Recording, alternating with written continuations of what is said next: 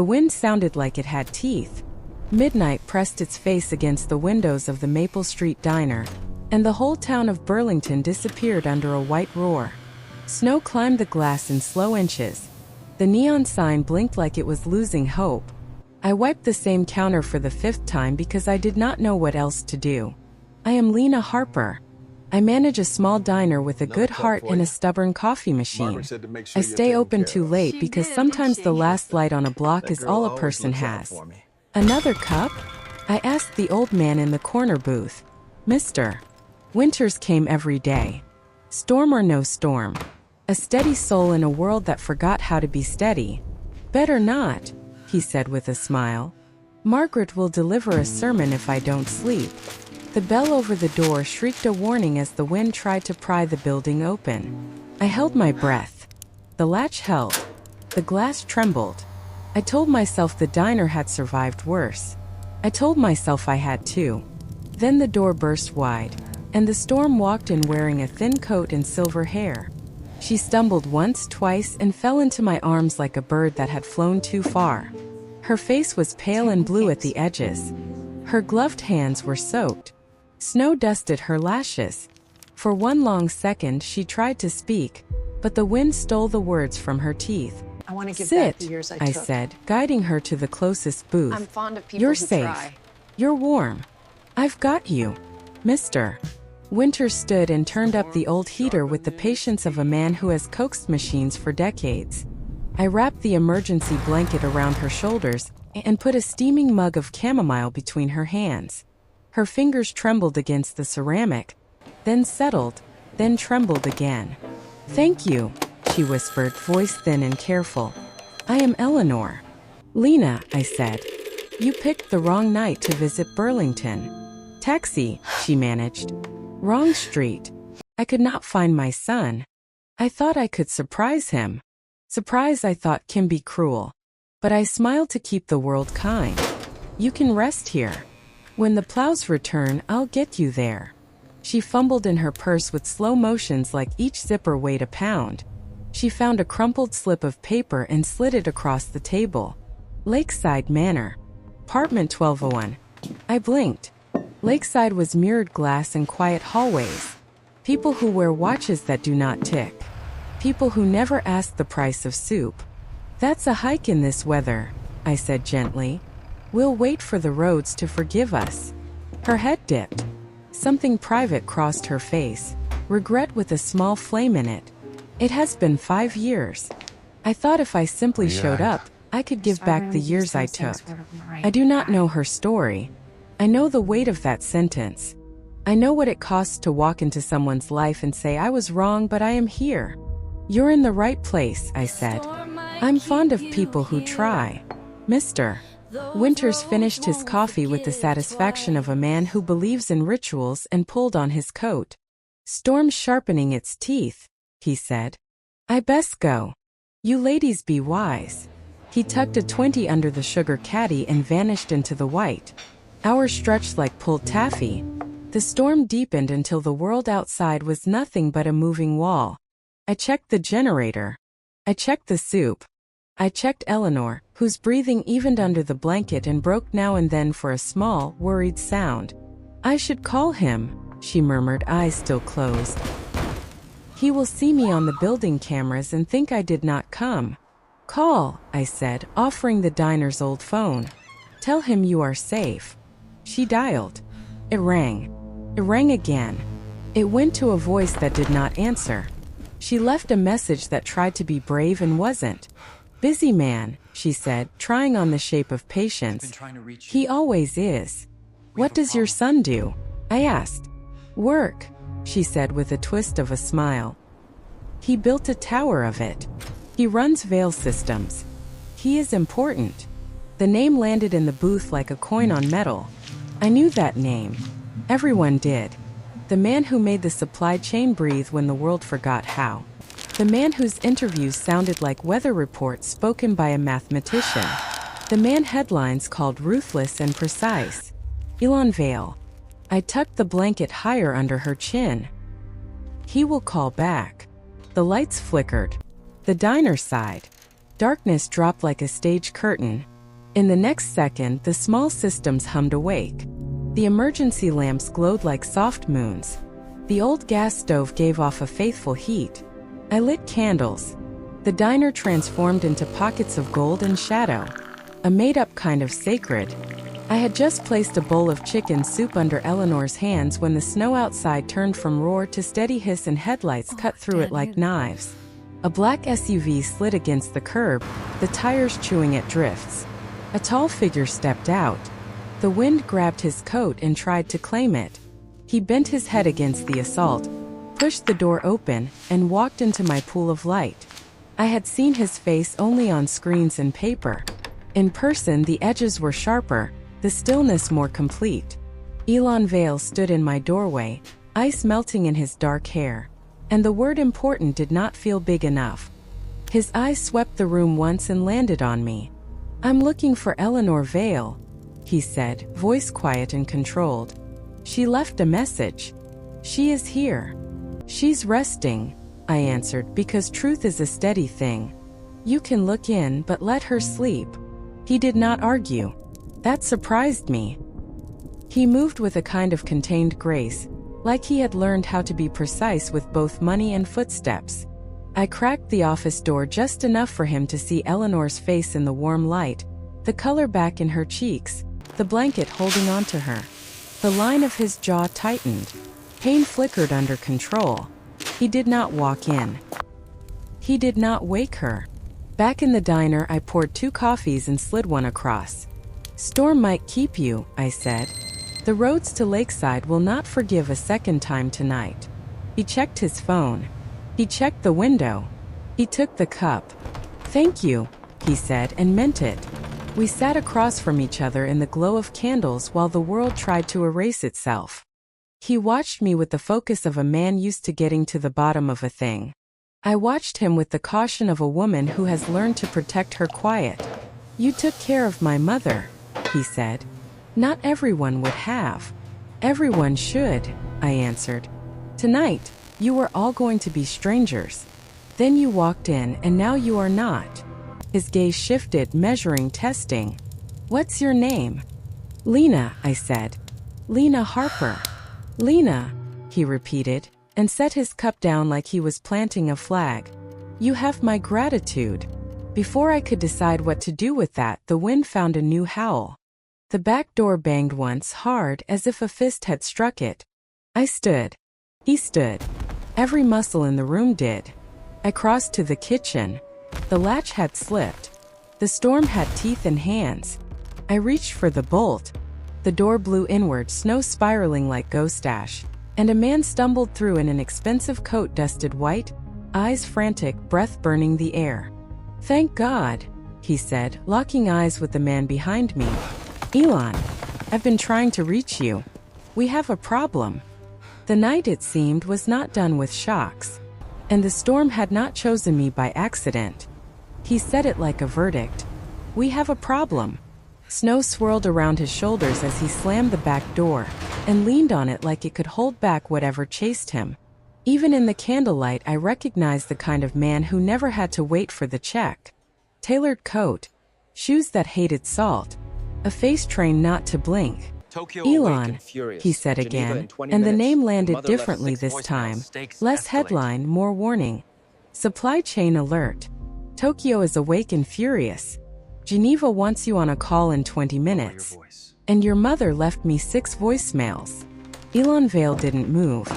His gaze flicked once to the office where Eleanor slept, then back to the man like he had just calculated the limits of physics and chosen defiance. "Richard," he said evenly. "Lower your voice." Richard Valen, the kind of CFO whose tie knew the price of everything, followed the line of Elon's eyes to the glow under my office door. Something sharp eased in his posture when he saw the rise and fall of a sleeping chest. "She's here. Thank God." Then his attention snapped to me, quick and clean. "And you are?" "Lena," I said, squaring a world that wanted to tip. Timing, "I run this diner. trust, I found your bleeding problem's jobs, mother in a blizzard." payroll, He gave me the not kind of smile optics. people use when they're already done with you. "On behalf of Vale Systems, thank you. Your kindness will be compensated. I already charged fate, I said, turning away to check the small generator's hum. It paid in time. Elon's mouth twitched, the smallest sign of weather under glass. Richard's didn't. Elon, he pressed, we can't do this here. You need a secure line. The roads are closed, I said, because sometimes facts are a form of mercy. You're all sheltering in a diner held together by prayer and a good plumber. The only secure line in this room is the truth. He looked at me as if I were an equation in a language he didn't speak. Then very precisely, he placed both palms on the counter and leaned in, voice softened like a blade dulled by velvet. Ms. Harper, the world turns on timing. If we miss this call, we hemorrhage trust. If we hemorrhage trust, we bleed jobs. This is not about image. It's about payroll. My name is Lena, I said. And I know about payroll. The generator coughed. The heater groaned. In the office, Eleanor sighed in her sleep and turned toward a warmer dream. Elon set his coffee down without looking, shoulders settling into a decision. We stay, he said. You patch me through on whatever works, Richard. We make do. And we don't wake her. Richard stared. The blizzard pressed its face to the glass like a curious child. For a heartbeat I saw him see what I saw. An empire paused by a snowdrift and a sun choosing a blanket over a board. Then he reset, as men like him always do. Fine. I'll jury-rig a hot spot. He stepped toward the back, stopped, turned. And who exactly are you to be directing my CEO's night? I wiped the counter slow because slowness sometimes feels like power. I am the reason his mother is breathing evenly. Tonight that outranks your spreadsheets. I expected the retort. I did not expect the subtle silhouette of Elon's approval. She's right, he said. Patch the call. Lena, may I borrow your office chair? Only if you don't disturb the queen currently using it, I said, and the flicker of humor in his eyes made something dangerous loosen in my chest. We cobbled a command center out of an old landline, a smartphone hotspot, and a stubborn laptop. The diner became a strange vessel, candlelit edges, crisis at the center, the sound of sleet like sand against the panes. Elon's voice dropped into that quiet authority I had only ever heard through someone else's speakers. Calm. Precise. Syllables clipped clean. Tokyo, he said into the laptop camera. We will honor the original terms. No, not because of optics. Because integrity is a long game. And I prefer to win at the end. He listened more than he spoke. He asked one question that cut an hour into 5 minutes. Geneva tried to bluff. He didn't call it out, he dismantled it with a metric. When the screen finally went dark, he sat very still for 3 breaths like a soldier letting adrenaline drain out where no one could see. Then he looked at me. Thank you, he said. Not corporate. Human. You're welcome, I answered, because accepting gratitude is its own work. Richard wasn't done.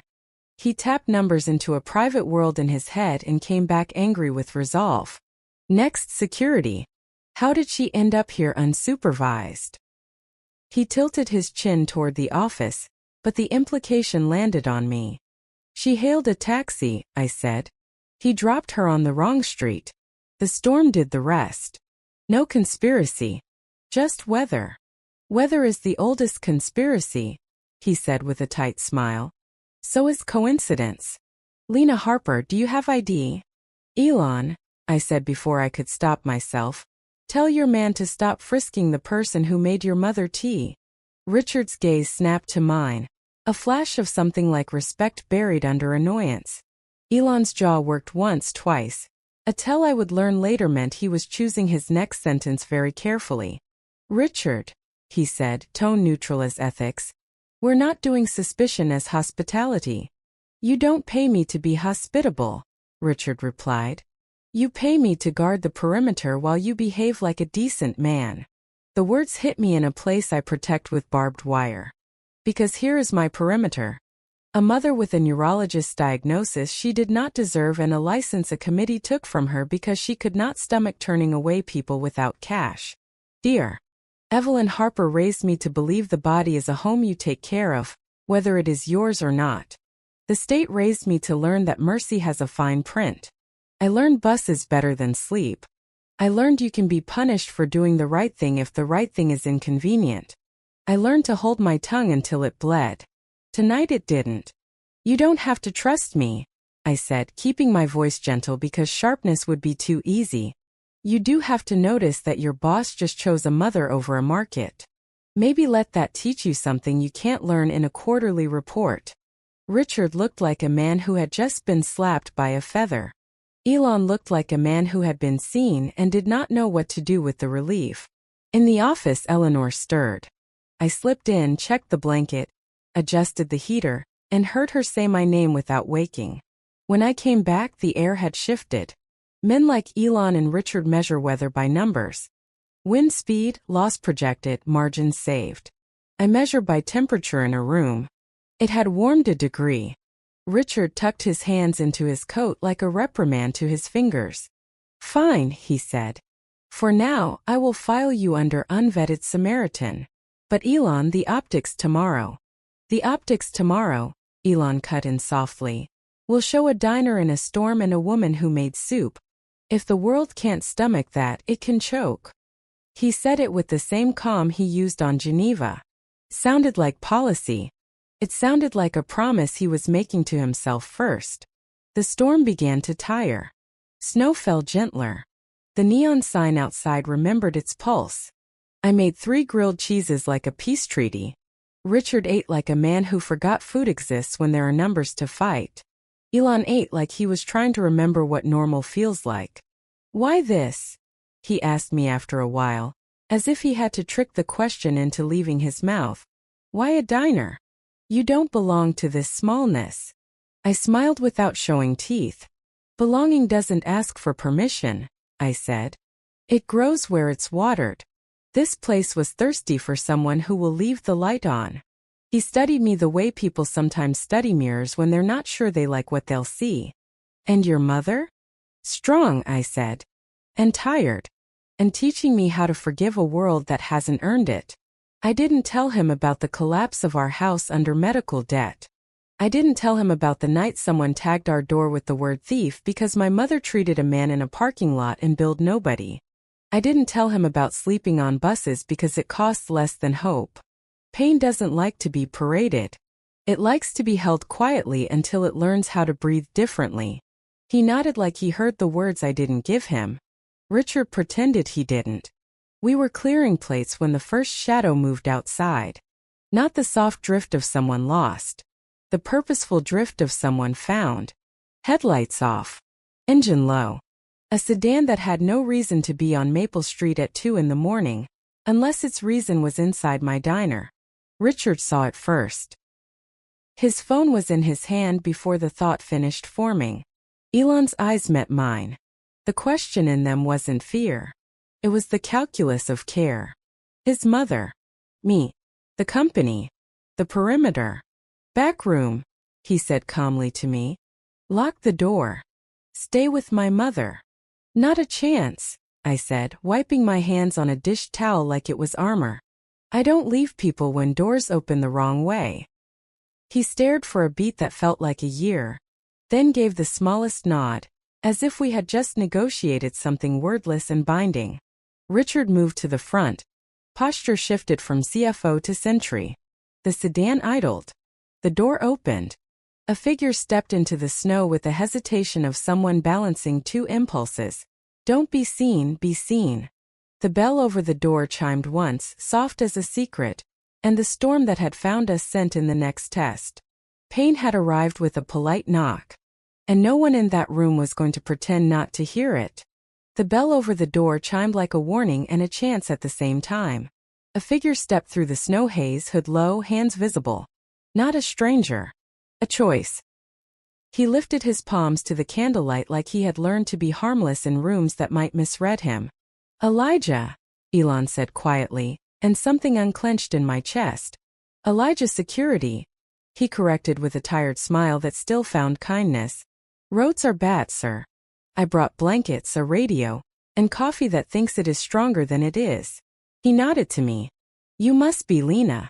Thank you for keeping a light on. Richard let out a breath he'd been holding for a year. You scared a decade off my life. Not my goal, Elijah said. He set down a crate that made a pleasant thunk on tile and looked at Elon. Two things. One, there's a black sedan idling 2 blocks down. Not ours. Two, your name is trending for reasons that do not deserve microphones. What did they say? I asked because I have lived a long time under the weather of other people's sentences. That a woman wandered through a storm to find a headline, Elijah said gently. That you, sir, are using sympathy as a stage. That this diner is a prop. They are wrong. They are loud. The old heat rose, the kind that turns a throat to wire. Elon's gaze came to me like a hand without weight. Then we do the opposite, he said. We do something useful. No microphones. Just help. Start with simple, I answered before I could remember to be small. Document what is real. Times. Names. Who came in? Who left? What was promised? Keep receipts of the human kind. Elon dragged a napkin across the counter and borrowed my pen like it was the most natural thing in the world. He printed 3 words at the top, neat and steady. Kept promises. He looked up, asking without asking if I'd let this be ours. I tapped the paper. Ours. The door opened again. A young father and a little boy with cheeks too red for comfort. Snow in their hair. Fear in the father's eyes, brittle and polite. Come in, I said, waving them toward the warmest booth. Leave your coats. What brought you here? What do you need to leave with? What would make that easier? He blinked at the questions, then answered like the words remembered they were allowed to be true. Heat. Socks for him. Phone charge. I can pay later. You can pay never, I said. We trade in warmth tonight. I wrote their first names on the napkin and a sentence beside each. Luis plus Mateo. Heat. Dry socks. Phone charge. Promise. 2 pair socks, soup to go, charger 20 minutes. Richard watched, then reached into his briefcase like a man who never thought he would be grateful to find a pack of spare batteries. Add phone banks, he said, and set them down like an apology for his earlier panic. We built a system out of what we had. We put a pot on the stove and called it quiet soup because silence needs something to hold. We made a corner out of 2 chairs and a coat rack and hung a handwritten sign above it. Calm room, breathe here, no questions asked. We moved a table under the emergency light and taped a sheet of paper to it. 3 questions only. What brought you here? What do you need to leave with? What would make that easier? People answered. Easier. Out loud. Without the shame that arrives when forms pretend to be help. Elon asked for jobs the way some people ask for prayers. Tell me what to do, he said, palm out like an invitation to belong. You're on promises, I told him. Write down what we tell people we'll do. Check them off when we keep them. If we miss, we fix it. He wrote like he meant it. Check marks arrived like small breaths we hadn't realized we were holding. Elijah took outside. He stepped into the storm without becoming part of it. He circuited the block, polite as a porch light, and returned with an update, not a panic. The sedan moved on. Might return. If it does, we handle it quiet. People first. Eleanor, awake now, pink-cheeked under a blanket she refused to return, claimed names. She sat near the door like a grandmother who'd won the right to be obeyed and greeted everyone with their own name once they said it the first time. Names are codes, she told me under her breath. They keep the shiver off. Richard surprised everyone by finding a rhythm. He made stations. A charging table with labeled cords, a towel stack, a mitten basket. He put a sticky note on each with a single sentence, instructions that fit in a mouth. Phones plug in. Set a timer. Share power. Towels, 1 for now. 1 for later. Pass it on. Mittens, take 2. Leave 1 story. We added another sign above the register. No ledgers tonight. Only ledgers we can keep. More people came. A nurse who couldn't reach her night shift, too proud to ask for help until the room's rules made asking ordinary. A couple who'd been arguing in a car now arguing about nothing because the storm turned enemies into teammates. A teenager with mismatched boots and a backpack too heavy with someone else's expectation of her. We color-coded the room with grace bands torn from crepe paper. Blue for people who needed quiet. Green for people who could help, yellow for, I'll be ready in 10. It sounds silly until you watch a room learn how to ask without interrupting. The little boy Mateo decided he was in charge of distributing bands. He took the job so seriously that the bands behaved. Family days, I said at one point, more to the air than to anyone. If the hospital calls, you go. No guilt. No paperwork that feels like punishment. Time is the benefit. Eleanor heard me. Write it, she said, and slid a napkin my way. So I did. If the hospital calls, you go. The chair will remember your shape. Elon read it and underlined you go twice. We'll make this policy Monday, he said, like a man who is learning speed that doesn't bruise. Power flickered. Candlelight held. The gas stove exhaled its soft orange. Snow made its own weather against the glass. A woman in a red parka stood just inside the door, hands in pockets, face too still. Elijah saw her first. He lifted a hand, palm out, in the universal sign for we can stop this before it starts. She shook her head, small. Phone died, she said, voice sandpaper. Can I sit?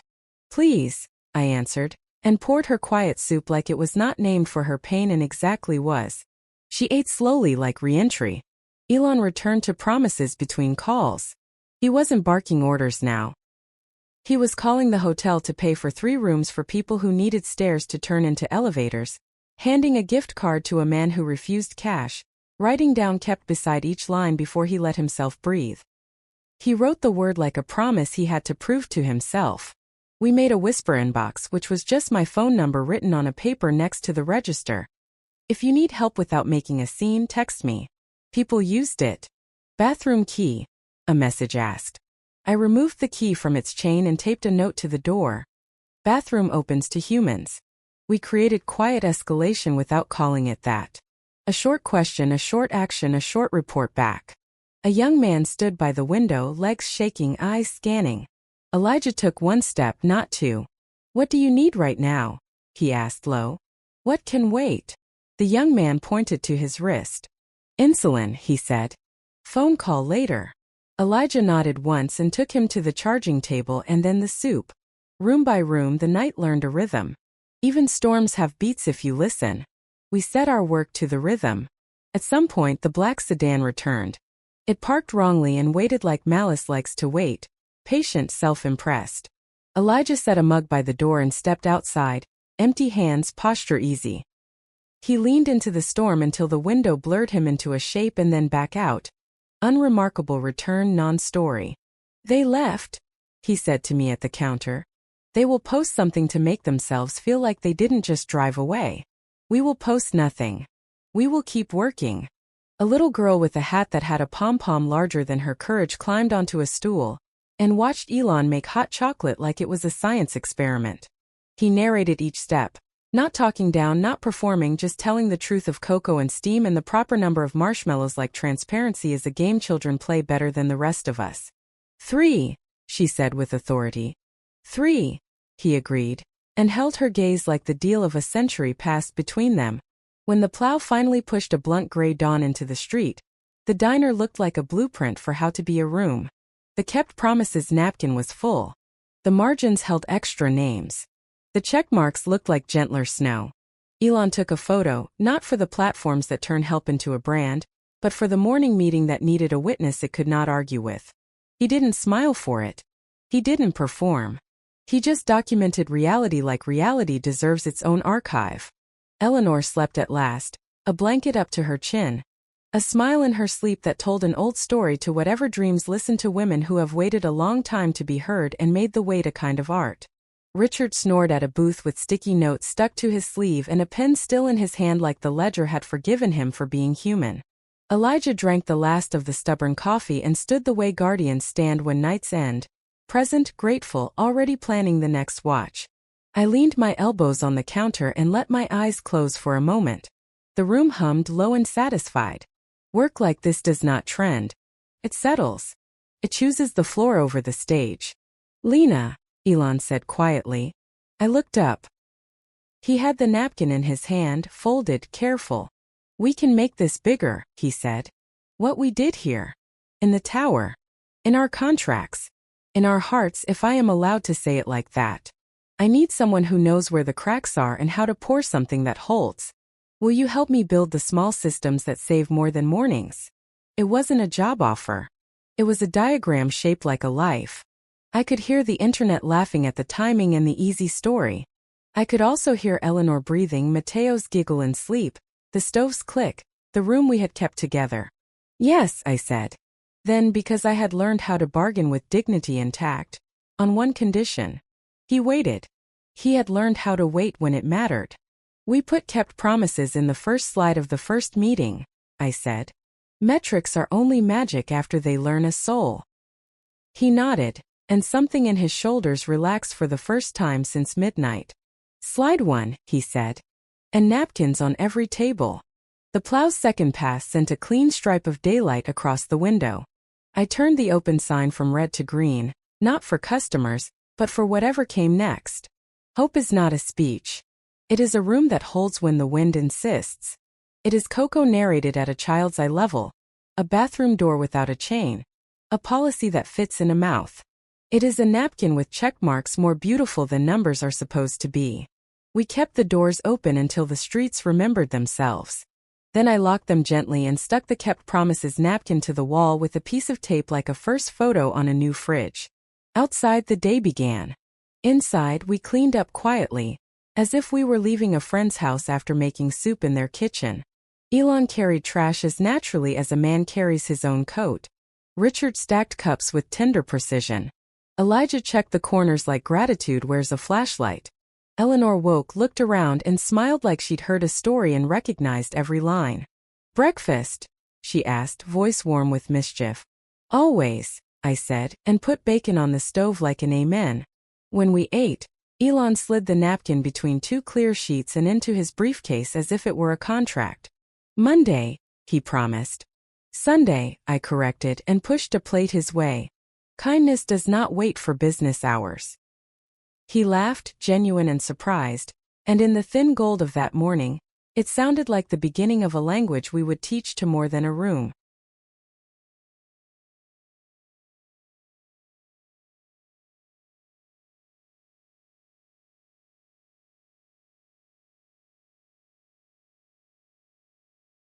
Monday did not wait for coffee. We walked into a glass tower that had learned to be loud and asked it to be honest instead. Elon set the kept promises napkin on the conference table like evidence and prayer. The boardroom smelled like power doing math. He clicked the first slide and kept his word. Slide 1 was the napkin creased, taped at the corner where soup had once lived. No sizzle reel. No anthem. Just a list of names, 3 short sentences beside each, and a column of check marks that looked more human than any graph. This, Elon said, voice steady, is our new metric.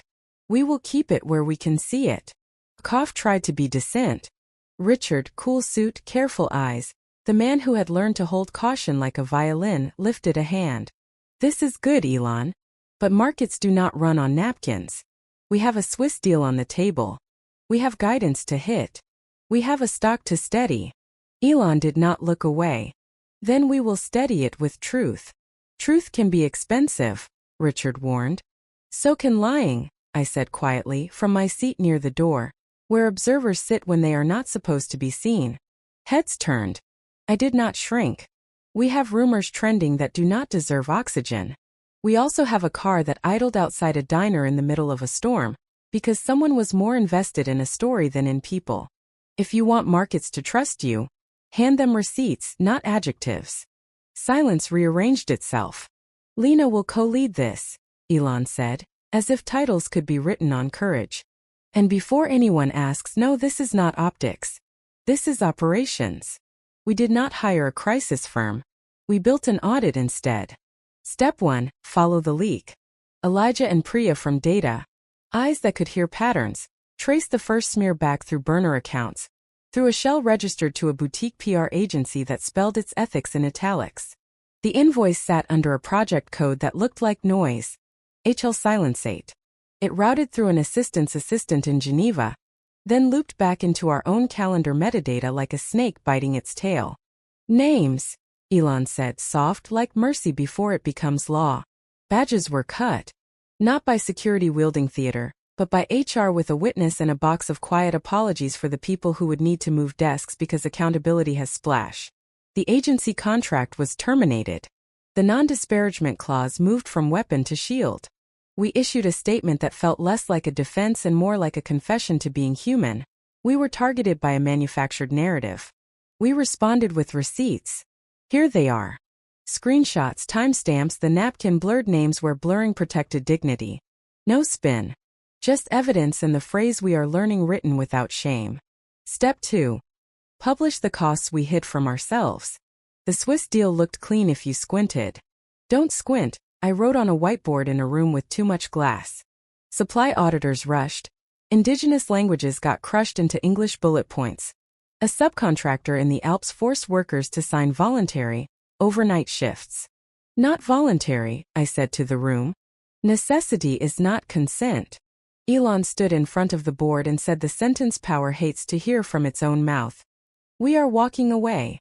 He added the sentence power forgets it is allowed to say. And we are telling people why. The stock dipped. The phones hissed. Commentators wrote sentences that made it sound like integrity was a rounding error. We held. Day 3 the line flattened. Day 5 it generaled upward, not a surge, a nod. Tokyo called. A deal we had earned long ago with polish and promises had been sitting in a drawer because trust had to grow to reach it. You disclosed, the voice said. You did not hide. We signed Friday. Geneva signed the week after, in a quiet room with no orchids because the world had enough decor. The contracts included an addendum I wrote in thick Sharpie before legal translated it into proper language. Worker-chosen translators will audit every supply chain conversation. No one signs what they cannot read. It looked radical only if you had never been the person at the table not invited to the page. Step 3 turned that diner into policy. We did it without ceremony. No balloons. A memo that fit on one page because policies that live should be able to ride an elevator and walk out breathing. Safe leave if the hospital calls, you go. You do not submit a novella. Your manager does not perform control. Your paycheck does not punish your love. Family days. Not the performative potlucks of org charts past. Actual days where we ride the elevators with stroller traffic, where a parent can point at a whiteboard and say that is where I spend my hours and a child can reply I like the plant. Quiet rooms. One on every floor. No glass walls. The kind of chairs that let your breath lower itself without asking permission. A sign that says closed mouths welcome. Grace bands. A soft system we borrowed from a winter night and made permanent. A small strip of color at a desk or pinned to a lanyard. Blue for I need quiet, green for I can help, yellow for ask me in 10. It sounds like kindergarten until you watch a floor learn how to speak without louting over each other. Kept promises. A dashboard that shows actual promises made by managers to their teams and whether they were kept. Not shaming. Not gamified. Just visible. Finance asked what the ROI would be. Eleanor, who had claimed a guest chair and a cookie, answered from the corner, people sleep better, and somehow that was enough. Step 4. Make amends out loud. Elon scheduled a town hall and refused the stage. He stood on the floor with us eye level. He brought a stack of paper that looked like homework and set it on a stool. These are the receipts, he said. For what we bought that hurt someone else more than it hurt us. For what we promised and failed to keep. For a night in a diner where a room outperformed a tower. He did not filibuster. He took questions. Hard ones. Why did it take a storm? Someone asked plain. Because apparently I needed to be cold, he said, and did not ask for forgiveness in return for the laugh. I spoke once. This is not charity, I said, voice steady. This is architecture. Rooms should not only be built for people who already live on the top floor. We sent a letter to the people who had been in the diner with their names spelled correctly, and without a return address that demanded a story in exchange for help. We paid a month's power bills where a month of grace would mean the difference between a good decision and a bad one. We kept our names off those envelopes because the point was not credit. The point was warmth. Step 5. Swap optics for a spine. PR wanted a video. Elijah wanted a checklist. We chose the list. Procurement contracts now required a line where the vendor identified their interpreters and who chose them. Security protocols added quiet escalation as a measured response, not a suggestion. Legal wrote a clause that made retaliation a fireable offense, then fired one person to prove it meant it. We published a transparency report that didn't perform progress. It listed 3 things plainly: where we bent, where we broke, where we will not bend again. The last page had a copy of the napkin. Someone in design fought me on it, said it looked unsophisticated. Exactly, I said. It stayed. If this sounds easy, it is because I am telling it after the panic has left the building. It was not easy. There were rooms where voices arrived with teeth. There were emails with subject lines like urgent that had nothing urgent in them except someone's fear. There were mornings where I wished I could go back to the diner and measure progress in soups made and socks distributed because micro is kinder than macro. But justice, I learned, is not a gavel. It is a practice. It is a ledger we write with more than numbers. The rumor mill did not stop. It never does. But it tired of us. Truth is a boring meal for a mouth that eats outrage. The black sedan found another corner to idle in. People will always watch. We gave them something worth watching. Not failure, not scandal, but process, slow, unsexy, stubborn process. One afternoon, weeks after the storm had become a story and then a policy and then a habit, Elon found me at the window of a quiet room where the light was kind and the plant Eleanor had insisted on was proving hard to kill. "We got a letter," he said, holding it like something alive. "From Geneva. It ends with the phrase, 'We trust you.'" I did not realize how much I wanted to hear that from someone who does not owe us anything. "What does the letter ask for?" I asked, because trust without tasks is just flattery. He smiled. "They want our kept promises template. They want to hang it in their own conference room." I wrote back that day. I included the template and a note that read, "Great. And send us something of yours that we need to learn." Justice is an exchange, not an export. We framed the napkin in the lobby. Not lit like a relic, hung like a reminder. When people asked what it was, the receptionist, Mernfluous with practice warmth, pointed to the caption we chose on purpose. The night we started counting what counts. On the day the first family day happened without me moving a single chair. I stood at the railing and watched a father kneel to show his child the view from his exact height. "This is where the sun lives in the morning," he told her like a map. "This is where my desk pretends to care," she answered, and he laughed with his whole body. I texted Eleanor a picture. She wrote back, "Keep going. Make room. The world is hungrier than we knew." Justice, when it finally sits down, does not bring a band. Brings a bench. On ours, we had a small brass plaque screwed in by a maintenance worker who sang while he worked without realizing anyone could hear. It read, "For those who listen before they judge." We did not celebrate with champagne. We marked the moment by ordering more phone banks and laminating the napkin template because it turns out cardboard gets tired when it does a lot of good. Elon asked the room if it felt different. Not softer. True. The kind of true that makes work a place you can stand without calibrating your worth every hour. "Now," he said, looking at me and then beyond me to a hallway full of doors we hadn't opened yet, "we build the part that lasts." Justice nodded and pulled up a chair. Not the head of the table. Beside us. Where it could see the napkin and the plant and the door. Where it could remind us, if we forgot, that keeping promises is not a quarterly goal. It is a life.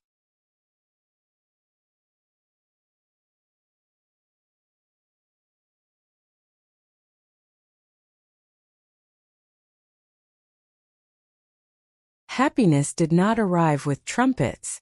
It came in small, durable things that did not need applause. The first morning after we published the transparency report, the building felt different.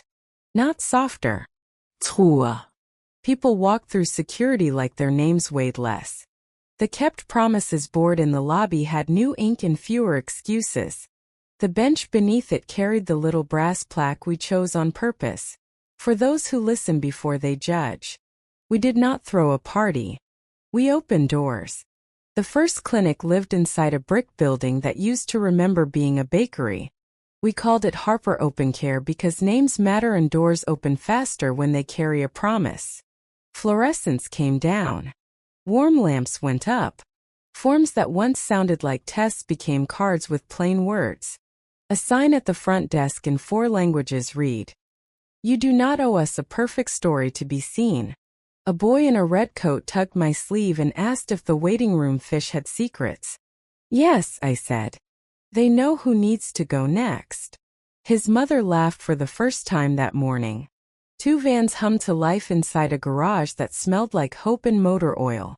We wrapped them with the same sentence we hung over the clinic door. Dignity first. They left at dawn for the places care rarely visits. Under train tracks. Church parking lots. A back alley where a dentist once wished he could be 2 people at once. Now he was. Tuesday became teeth and tea. People left smiling with both. Inside the tower, policies learned to breathe. Safe leave did not ask for proof beyond a message and a name. Grace bands softened mornings until even the skeptics wore them on days their shoulders needed help. Quiet rooms were not just a trend. They became the place where panic learned our address and then left bored. The stock had its moods. That is what stocks do. But there were days we could measure something better. Employee referrals climbing like a kind rumor. Burnout scores bending downward. Emails that began with "we fixed this because" and ended with "thank you" instead of "as per my last." One afternoon, procurement forwarded a note from a supplier in a town that only existed to us as a shipping point. The note said simply, "Your translator asked my father to pick the words himself. He chose the ones he could say without shame." We signed. We slept. It did not move a market. It moved us. We kept walking away from shiny rooms that did not deserve us. We told people why. Commentators tired of being mad at that. Then they started asking how. Elon took calls from leaders who wanted the napkin template and did not pretend they had invented it. He sent them the file and a one-line email. Count what matters, then do it in public. We brought the napkin home. It sat in a simple frame in the kitchen at Harper Open Care, across from a bulletin board full of hand-drawn stars and flyers for a Thursday night grief circle that insisted on cookies. People would point and ask what it was. The receptionist with the scarf and a smile murmured through us, a symphony of calm, would say, "That is how a building learned to keep its word." At night, when the vans came back with stories and the clinic lights dimmed to the color of safety, I would sit on the stoop with a clipboard and watch the city do its complicated breathing. Elon would arrive without an entourage, carrying a bag of noodles like a peace offering to a stomach that forgets to ask for help. "Tell me the best thing you saw today," he'd say like a ritual. "A father who used our quiet room to draft a text to his son," I'd answer. He erased it 5 times. Then he sent the truth. "Your turn," I'd add. A manager who moved a deadline not because the numbers required it, but because a human did, he'd say. Then she wrote it down and kept promises before anyone had to ask. It was not perfect. A grievance scar was always healing somewhere. We found one place where grace bands had turned into gatekeeping. We fixed it. A vendor tried to pass off a translator as a cousin. We caught it. We learned to call our corrections care instead of crisis. Eleanor visited the clinic on Fridays. She wore a sweater the color of gentleness and pinned name tags with a steadiness that made strangers feel like family. She liked to sit by the door and watch exits become entrances. Once, as a woman hesitated with her hand on the handle, Eleanor said, "You are on time. The door is for you." The woman came in and cried the quiet kind of cry that does not require an apology. Tokyo sent us tea. Geneva sent us a postcard.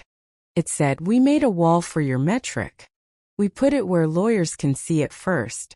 I laughed so hard I had to sit down. We did one thing that felt like music. On a gray morning that remembered the blizzard too well, we took the last cash earmarked for optics and bought a piano for the clinic. It sat against the wall under the window that catches the kindest light. No one announced it. People found it. A teenager played songs that made toddlers dance. A janitor played a hymn with his eyes closed. Elon played nothing. He listened. There was a ribbon somewhere, I suppose, because donors love ribbons. We used it to tie a stack of coloring books so a kid could have a better day. One evening, after the vans were parked and the lights were low, Elon took me to the roof where the city looked less like a fight and more like a lesson. The sky had the soft purple that makes everything honest. I have been asked to measure this, he said, as if he needed to apologize for being himself, to price it, to forecast it, to fit it into a slide that says growth without using the word good. You can, I said. Just count different. He reached into his pocket and pulled out a ring. Thin. Silver. Engraved inside with a word that made my throat ache: freedom. This is not rescue, he said. This is a promise I am able to keep. Not about buildings, though I love them. About mornings. About holding room. About the long bright after. I do not cry easily in public. I did then. Not because it was a ring. Because it was a sentence with hands. I am not an ornament, I said, because pride is a muscle I have built carefully. And I am not a story you get to tell better than me. He smiled. Good, he said. Then be my equal on paper the way you already are in rooms. CO is a job. Us is a life. You can say yes to one, both, or neither. I will still build what we said we would. The word yes did not arrive like a violin. It arrived like breathing when panic leaves. It arrived like kept promises on a wall that used to host projections. Yes, I said. To both. To work that would be difficult and worth it. To a ring that did not weigh like ownership. To mornings that did not require permission. To the long bright after we had earned with receipts and naps and teeth and tea. We took a month not to vacation but to learn. Kyoto taught us how to walk slower without calling it laziness. An old man in a shop wrote our names in careful ink and laughed when Elon tried to match his brush. We brought back nothing expensive. We brought back a habit. Bow slightly to rooms you hope will be kind. When we returned, the clinic smelled like orange peel and disinfectant in the good way. A new Family Day banner hung crooked because a child had insisted on helping. The vans needed oil. The kept promises board needed a new column. Kept by mistake, a place to record the good we did when we were trying to do something else. At the bench, a stranger sat with a coffee and a worn envelope. He looked up as we passed. I was supposed to hate you, he said, blunt as a headline. Then my sister got a translator she could choose. And now I don't. I nodded because some thank yous do not need to be chased down and hugged. They need to be witnessed and let go. Happiness did not make us soft. It made us steady. We stopped writing memos that sounded like apologies and started writing ones that sounded like invitations. Bring your whole self. Bring your kid. Bring your mistake. Bring your headphones. Bring your need. We will make a shape that holds all of it. At home, the plant Eleanor rescued from the edge of death refused to die spectacularly. It leaned toward the window like it believed in morning. On Sundays, Elon made pancakes badly and I made coffee well, and we talked about vans and vows and the trueness of tiny things. We did not become saints. We became people who remember to stack chairs after meetings. If you want a moral, here is mine. Happiness is not fireworks after justice. It is the work of keeping the lights on. It is the math of dignity. It is how a napkin becomes a policy, becomes a room, becomes a life. And when people ask what we built, I do not say clinics or metrics or even a company that learned to tell the truth. I say this: we built a place where promises keep themselves because people are allowed to keep each other.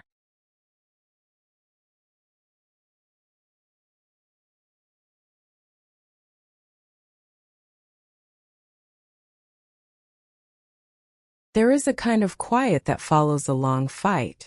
Not the silence of defeat. The steadiness of a promise kept. Morning after morning the vans still hum. The clinic lamps still glow like patient suns.